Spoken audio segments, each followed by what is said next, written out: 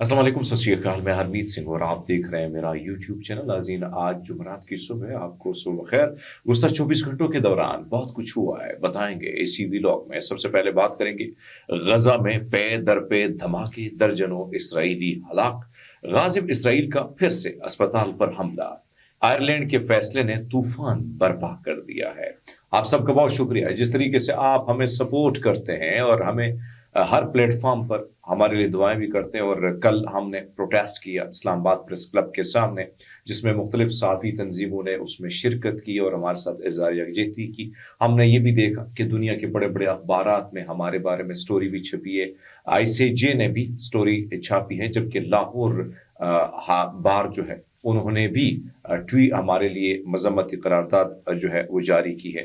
इसी तरह पिशावर यानी इस्लामाबाद ने परसों जारी की थी। सो ये इस वक्त अपडेट है मेरे बारे में। मुकदमे के लिए अभी मैं कुछ देर बाद जो है यानी तकरीबन अभी मैं कह सकता हूँ कि 2 बजे आज दोपहर को मैं जाऊँगा FI, और वहाँ पे इंक्वायरी का सिलसिला शुरू हो जाएगा। उसके बाद 24 को मैं जो है मुझे जाना होगा वहाँ पे पिशावर में एक और इंक्वायरी के लिए। आपकी दुआओं की बहुत ज़रूरत है और आपकी सपोर्ट की बहुत ज़रूरत है।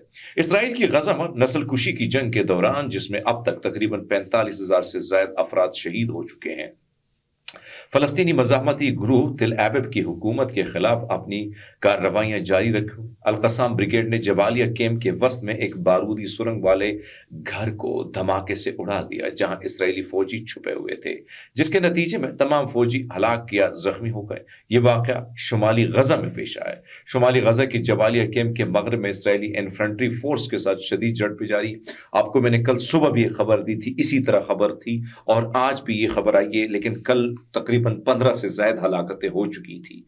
अभी इस हवाले से शहादतों के हवाले या हलाकतों के हवाले से और या जो है जख्मियों के हवाले से खबरें कंफर्म ये नहीं है कि कितनी हलाकतें हो चुकी है, कितनी, जैसे 3 बजे तक खबरें आएंगी तो वो मैं आपके साथ शेयर करूंगा। लेकिन कहा जाता है कि इसी तरह एक और मकान में उनके साथ उन पर हमला हुआ है इसराइली फोर्सेस पर, और ये बड़ा भयानक किस्म का हमला है जिसमें, और ये शुमाली गजा में हुआ है, जहां पर ये बताया जा रहा है कि कुछ जख्मी और साथ साथ वो ये कहते हैं कि हलाकतों की तादाद हो सकती है और ज्यादा हो सकती है।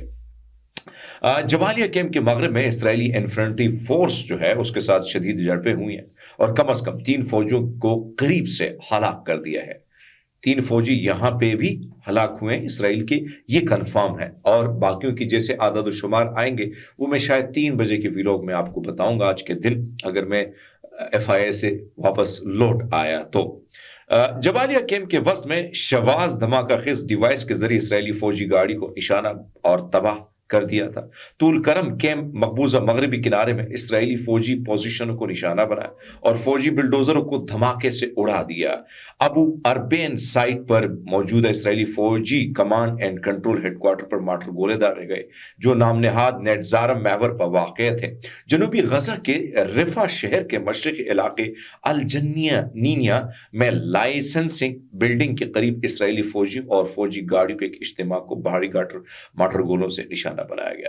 वस्ती गजा में नेटजार महवर के जनूबी इलाके में मौजूद इसराइली फौजी पोजीशन गाड़ियां इंतजामी कंट्रोल रूम पर भारी मार्टर गोलों 107 मिलीमीटर रॉकेटों से हमले किए गए।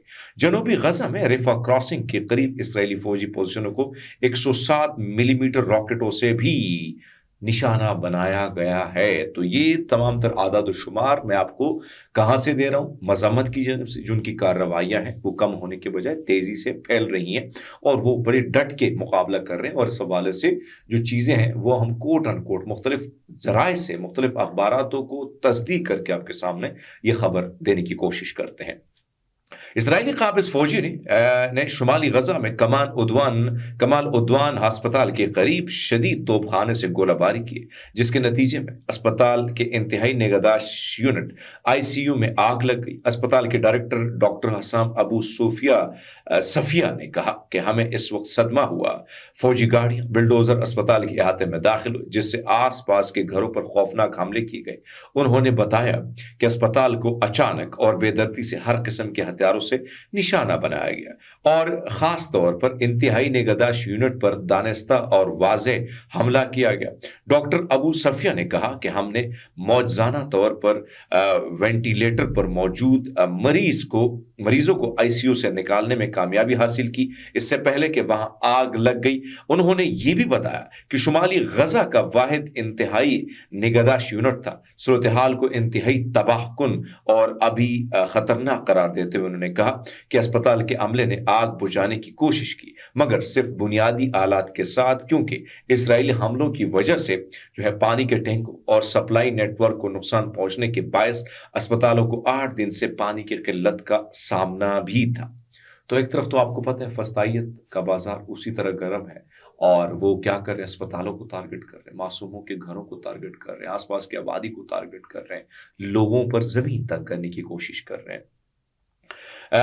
महसूर और बमबारी की शिकार गजा की पट्टी के हवाले से वजारत सेहत ने गुज़श्ता 24 घंटों के दौरान इसराइली हमलों में कम से कम 38 अफराद शहीद, 203 जख्मी हो चुके हैं और इस वक्त एक बार फिर इसराइली हमलों के निशाना बनने वाले जबकि वस्ती और जनूबी गजा में इन इलाकों में लगे खेमे जिन्हें महफूज जोन करार दिया गया था, फायरिंग की जद में आ गए, जिसके नतीजे में कई अफराद अपनी जान की बाजी हार गए।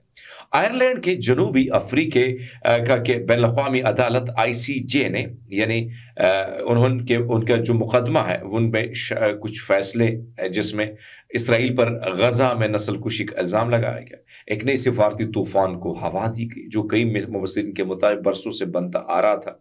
आयरलैंड में अपना सिफारतखाना बंद करने के इसराइली फैसले के बाद इसराइल के नौ मुकर्रर करदा वजीर खारजा गेदोन सार ने आयरलैंड के ताओशिक वजीर आज़म साइमन हैरिस पर सख्त तनकीद की और उन्हें सालमियत का दुश्मन मुरतकब करार दिया गया। समार ने कहा कि तनकीद और सियासी दुश्मनी में फ़र्क है जो इसराइल के गैर कानूनी हैसियत और गैर इंसानी बनाने पर मबनी हो और इसराइल के साथ दूसरे ममालिक के मुकाबले में दोहरे मयार इख्तियार करने पर मबनी हो। यही रवैया आयरलैंड ने इसराइल के साथ बरतने की इजाज़त दी है। अंदाज़ा लगा लें, सिफारती सतह पर आप ये कह सकते हैं कि बड़े मुश्किलात का सामना है, हर तरफ से उनको हालात आपको पता है, हर जगह से ऐसा है। मतलब आप देखिए एक नफरत जो दुनिया में एक सॉफ्ट कॉर्नर था इसराइल का, वो वैसे नहीं रहा। अमेरिका नेशनल सिक्योरिटी आर्काइव के हवाले से दिए गए खैर खुफिया दस्तावेज से इंकिशाफ हुआ है कि अमेरिका 1960 की दिहाई से इसराइल के दिमोना न्यूक्लियर रिसर्च सेंटर में हथियारों के मयार के प्लूटोनियम की तैयारी की सलाहियत से आगाह था।